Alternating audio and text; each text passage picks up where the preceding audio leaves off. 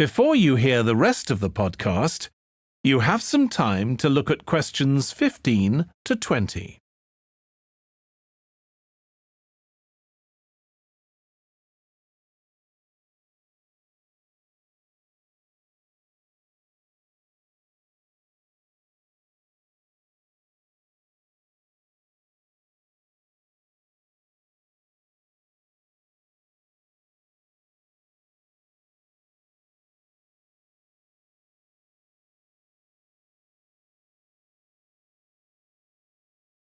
Now listen and answer questions 15 to 20. The sheep market is one of the main centres for art and history in the whole of the country. If you look at our map, you'll see some of the main attractions there. Most visitors start from Crawley Road at the bottom of the map. The Reynolds House is one of the oldest houses in the city and is open to the public. It's on the north side of Crawley Road, next to the footpath that leads to the public gardens. The area is particularly interesting for its unusual sculptures. The thumb is just what its name suggests, but it's about 10 metres high. You'll see it on Hill Road, across the road from the bank. The museum's got a particularly fine collection of New Zealand landscapes. It's on the east side of the sheep market, on City Road. It's on the other side of the road from the public gardens, immediately facing the junction with Hill Road. The Contemporary Art Gallery is on a little road that leads off Station Square, not far from the public gardens. The road ends at the gallery. It doesn't go anywhere else. That's open every day except Mondays. The Warner Gallery specialises in 19th century art. It's on City Road, near the junction with Crawley Road, on the same side of the road as the public gardens. It's open on weekdays from 9 to 5 and entry is free. Finally, if you're interested in purchasing high-quality artwork, the place to go is Nucleus. You need to go from Crawley Road up through Station Square and east along Hill Road until you get to a small winding road turning off. Go up there and it's on your right. If you get to City Road, you've gone too far. That is the end of section 2. You now have half a minute to check your answers.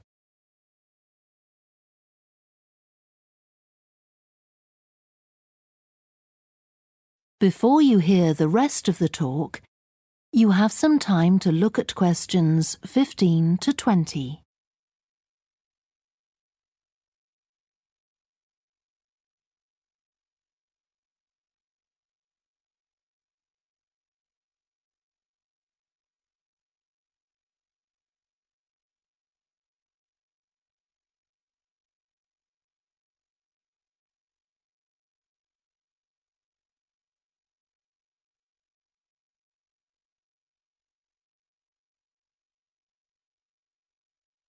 Now listen and answer questions 15 to 20.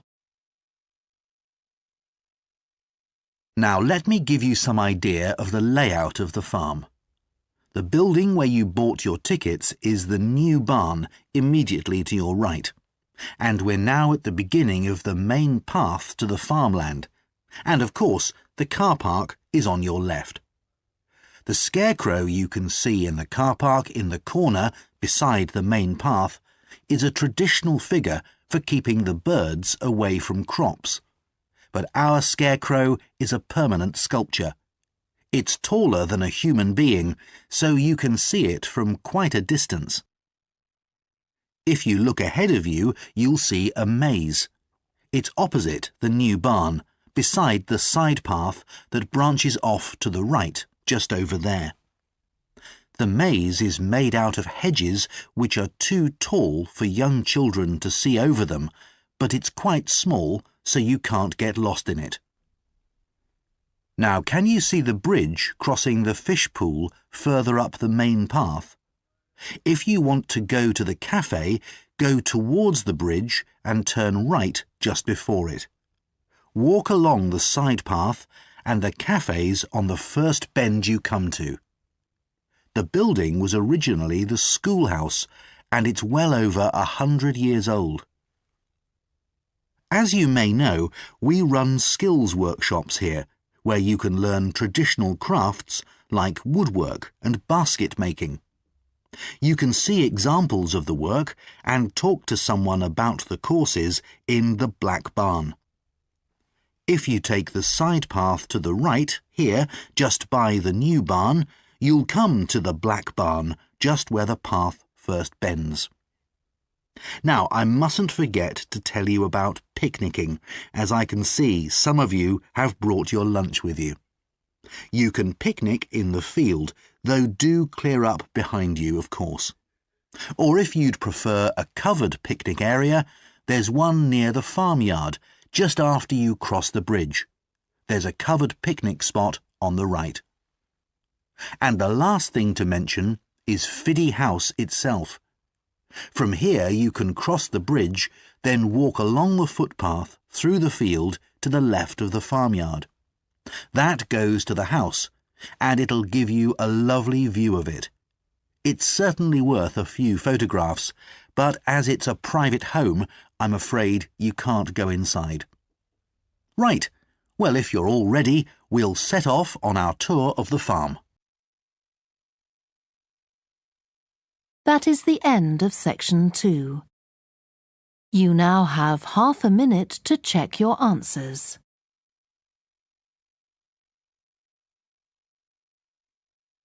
Before you hear the rest of the talk, you have some time to look at questions 17 to 20.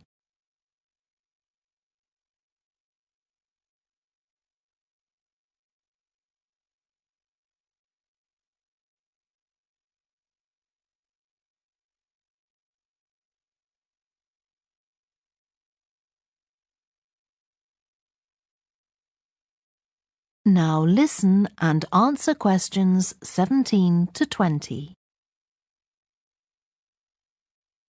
Now, a word about the layout of the building.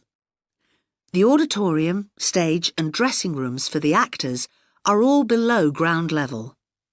Here on the ground floor, we have most of the rooms that the public doesn't see. The majority are internal, so they have windows in the roof to light them. Standing here in the foyer, you're probably wondering why the box office isn't here, where the public would expect to find it. Well, you might have noticed it on your way in. Although it's part of this building, it's next door, with a separate entrance from the road. For the theatre manager's office, you go across the foyer and through the double doors. Turn right, and it's the room at the end of the corridor, with the door on the left. The lighting box is where the computerized stage lighting is operated, and it's at the back of the building. When you're through the double doors, turn left, turn right at the water cooler, and right again at the end. It's the second room along that corridor. The lighting box has a window into the auditorium, which of course is below us. The artistic director's office is through the double doors, turn right, and it's the first room you come to on the right-hand side. And finally, for the moment, the room where I'll take you next, the relaxation room. So, if you'd like to come with me. That is the end of section 2. You now have half a minute to check your answers.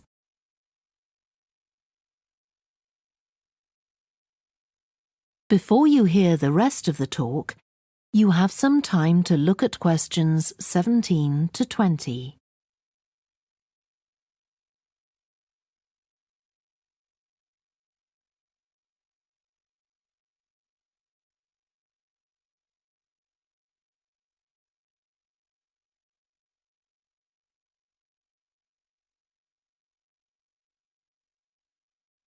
Now listen and answer questions 17 to 20.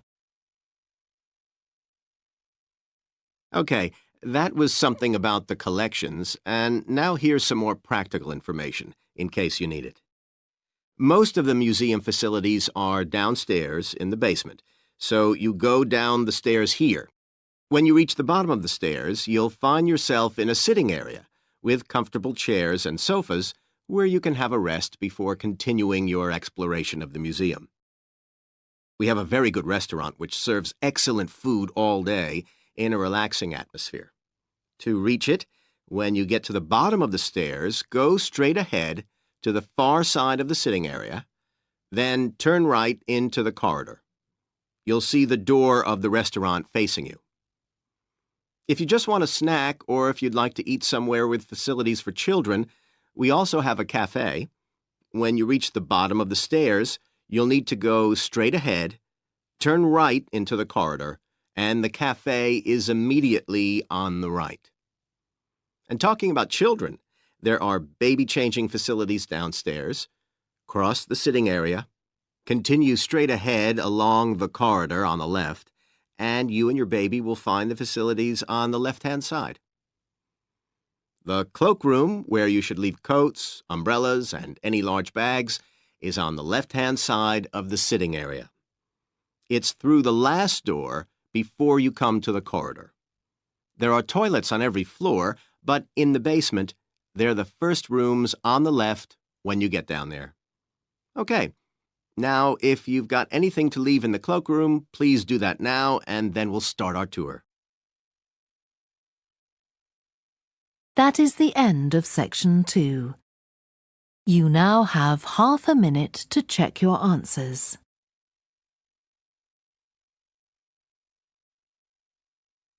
Before you hear the rest of the conversation, you will have some time to look at the questions 15 to 20.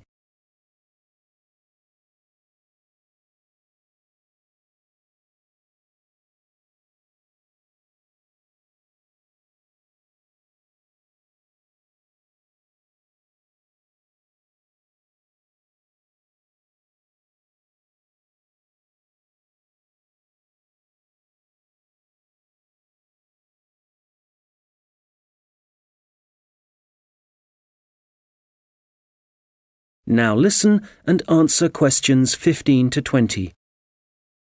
OK, Group B, your turn. Does everyone have a copy of the plan? Oh, great. OK. We'll all be meeting in the car park.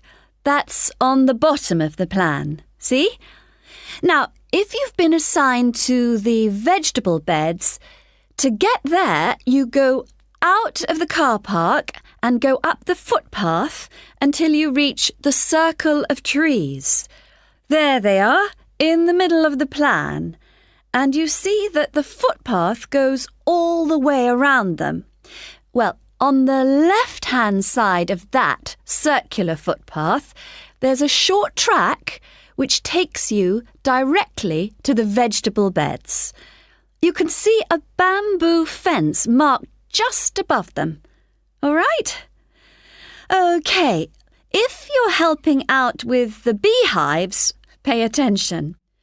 Look again at the circle of trees in the middle of the plan and the footpath that goes around them. On the right side of that circle, you can see that the footpath goes off in an easterly direction, heading towards the right-hand side of the plan.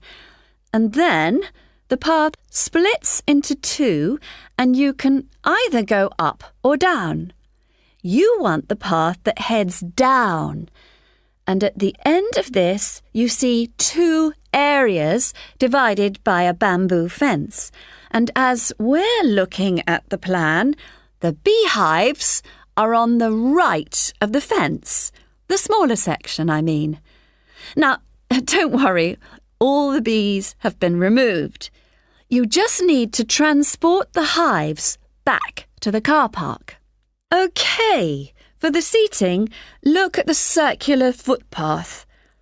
At the top of it, there's a path that goes from there and takes you up to the seating area, alongside the bicycle track, and with a good view of the island, I suppose.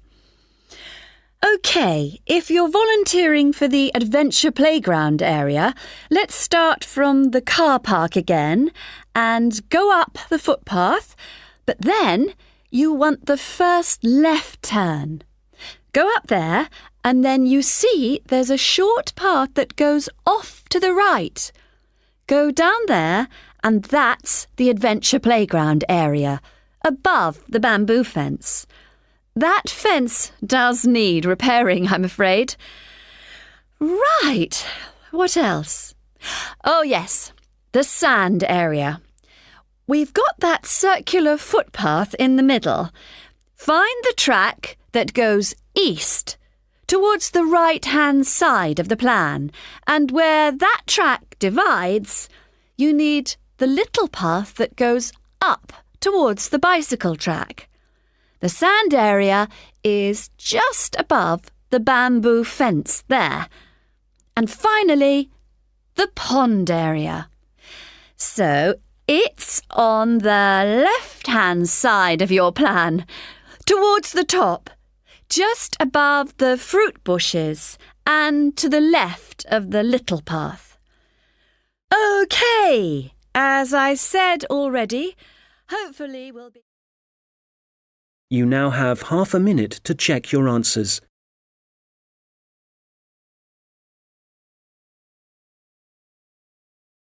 You will hear a tourist information officer explaining local walks to visitors. First, you have some time to look at questions 11 to 15.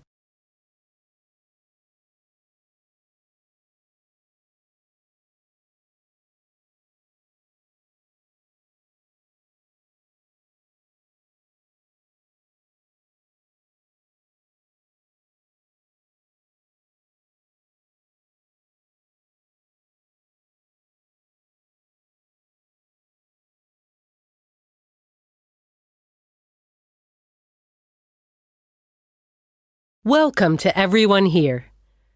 I hope you enjoy your stay in our village and enjoy the local scenery.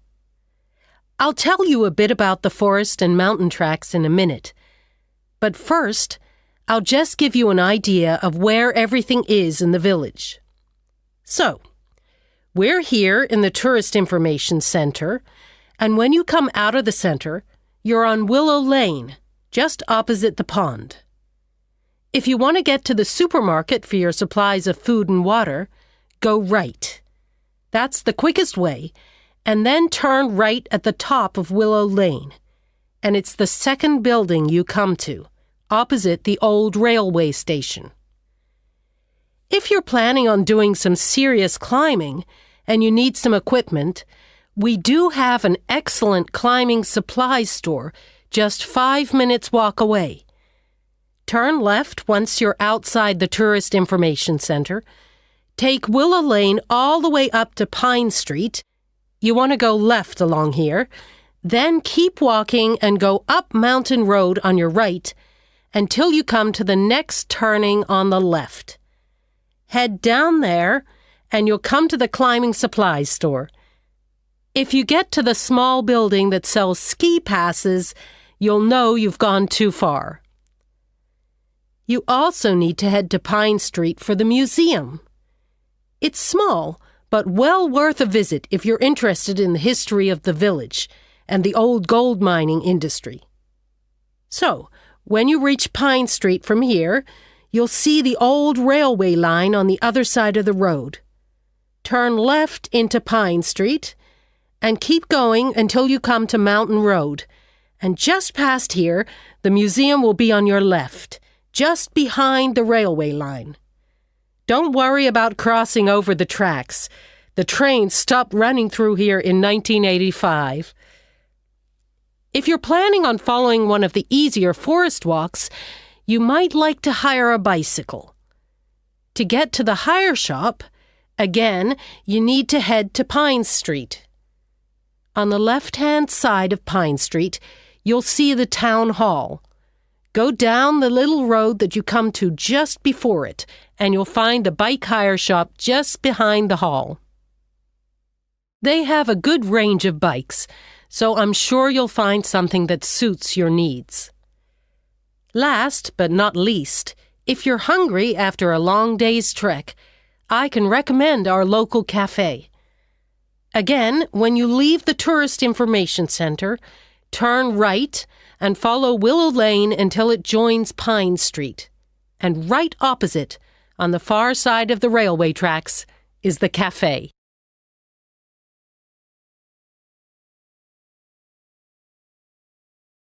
Before you hear the rest of the conversation, you will have some time to look at the questions 17 to 20.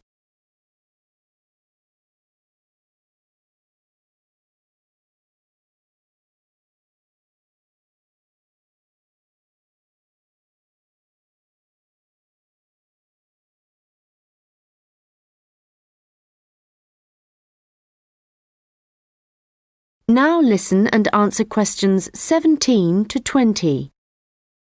Now, let me just tell you a bit about what you can see in the sculpture park. If you look at your map, you'll see the visitor centre, where we are now, at the bottom, just by the entrance. Since we only have an hour, you might not be able to get right around the park, but you can choose to visit some of the highlights. You might like to take a look at the Joe Tremaine sculptures, which are displayed on this side of the upper lake, just behind the Education Centre and near the bridge. They're really impressive, but please remember not to let your children climb on them. One of our most popular exhibitions is the Giorgio Catalucci bird sculptures. They're just across the bridge on the north side of the lower lake. I love the way they're scattered around in the long grass beside the lake, looking as if they're just about to take to their wings. You could also go to the garden gallery. It's on this side of the upper lake. From the visitor centre, you go to the education centre, then keep on along the path and you'll see it on your right. There's an exhibition of animal carvings there which is well worth a look. We also have the Longhouse. That's quite a walk. From here, you go to the bridge and then turn left on the other side. Soon you'll see a winding pathway going up towards the northern boundary of the park. Go up there and you'll find it at the top. They have some abstract metal sculptures that are well worth seeing if you have time. OK, well, now,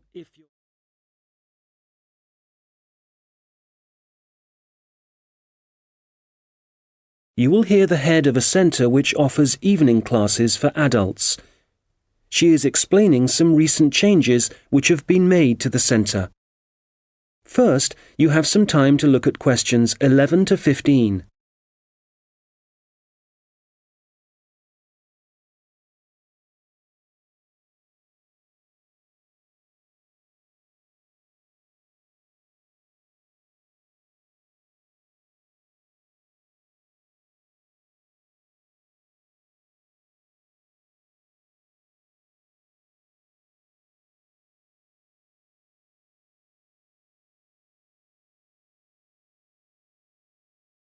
Hello.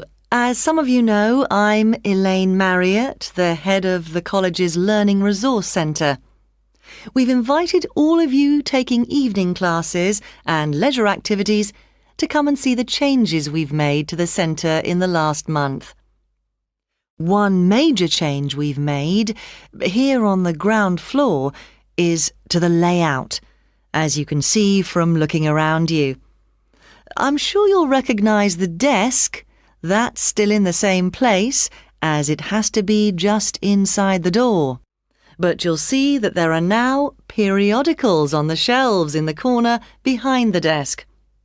We've brought them nearer the entrance because so many people like to come in just to read magazines. We now stock a far wider range of periodicals than we used to, so we've decided to separate them from newspapers. This means the newspapers are now just the other side of the stairs, near the study area. Now, another thing is that we've brought the computers downstairs. People used to complain about having to go upstairs to use them. So they're now at the far side of the building on the right, in the corner overlooking the car park. We've now got an extra photocopier. So, as well as the one upstairs, there's one down here. You can see it right opposite the entrance, by the wall on the far side.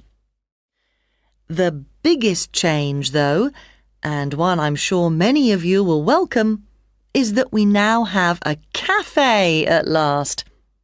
We've been asking for one for years. If you turn right, as soon as you get past the desk, you'll see the door ahead of you. It became possible to have a cafe because the building has been extended and we've now got a new office and storeroom area. What else should I tell you about before we walk round? Oh yes, we've had so many requests for books on sport that we've bought a lot more, and they're all together immediately to the right of the entrance.